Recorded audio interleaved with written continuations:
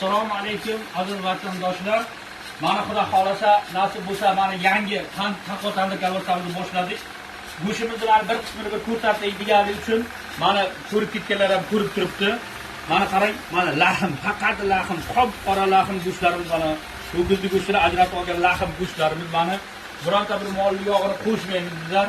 Mana har bitta go'shtlarimiz bor. Mana shunday go'shtlar mana. Har bitta go'shtimizni bor, yaxshilab oling. Mana go'shtimiz faqat lahm, qop-qora ho'kizli go'shtidan qilamiz mana. Mana shunaqa. Nega ziravorlarimizni mana ziravorlarimiz bilan tanishtiramiz. Mana bu zanjabilimiz bu. Zanjabil. Mana bunisi sumbul. Mana bunisi murch. Mana shu zira. Kashnit o'zimizda mana shu tabiiy ziravorlardan foydalanamiz. Hech qanday bizlar lishli aromatizator yo'q bu narsa qo'shmaymiz. Mana bu qo'ydi dumbasi mana. Mana sviji dumba. Biz sviji dumba qo'shamiz. Sviji dumbani o'zini bir yoqimli bir mazasi bo'ladi-da. Bu yaxlaganda sal uncha aro bo'lmaydi, lekin mana shuni sviji qo'shamiz. Bu juda ham bir mazali bo'lsin deb. Endi mazasini endi ta'riflashga til ojiz. Mana yeb ko'rganlar qat'iyan mana bilib turibdi. Mana shunday albatta bemalol murojaat qilaverishlaringiz mumkin. Buni biz misorobkadan chiqarib, mana shu qop-qora go'shtni misorobkadan chiqaramizda, undan keyin qo'ydi dumbasini misorobkadan chiqarib bo'lgandan keyin qo'ydi dumbasini to'g'rab solamiz.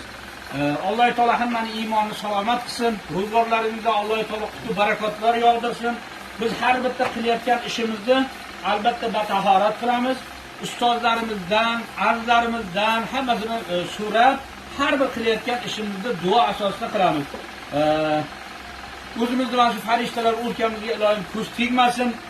Bu dunyoda ham oxiratda ham sharmanda qilmasin. Erta jannatlarda payg'ambarimizning safida, sahobiylar, tobiinlar, tobiinlar safida jannatlarda Alloh taoloning jamolini Alloh taolo o'zi ko'rsatsin.